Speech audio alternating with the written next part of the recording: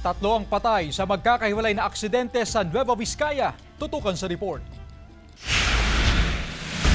What's up mga bossing? Sa video na ito sa National Highway ng Bambang, Nueva Vizcaya, bahagyang bumigat ang daloy ng trapiko gabi noong Martes.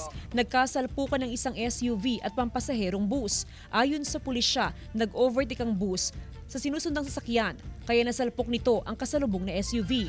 Wasak ang harapang bahagi ng SUV. Nasawi ang 34 anyos na lalaking driver nito dahil sa tinamong sugat sa iba't ibang bahagi ng katawan. Wala pang pahayag ang kaanak ng namatay at ang driver ng bus. Nagulungan naman ng bus ang lalaking nakamotorsiklo sa bahagi ng Maharlika Highway sa barangay Magsaysay, Bayumbong, Nueva Vizcaya.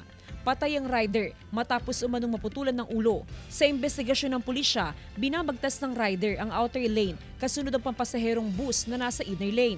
Bigla umanong sumalpok ang lalaking rider sa nakaparadang trailer truck sa tabi ng kalsada. Kaya tumilapo ng rider at napunta sa gitna ng kalsada. Nagulungan naman ito ng kasunod na bus. Sinusubukan pang kuhanan ng pahayag ang kaanak ng biktima at iba pang sangkot sa insidente. Samantala, dahil umano sa kalasingan, sumalpok ang rider at angkas nito sa isang puno sa bahagi ng Cayapa-Bambang Road sa Bambang, Nueva Vizcaya. Patay ang 21 anyos na lalaking driver. Nagpapagaling naman sa pagamutan ang 18 anyos na backride nito na wala pang pahayag. Jasmine Gabriel Galban, One North Central Luzon.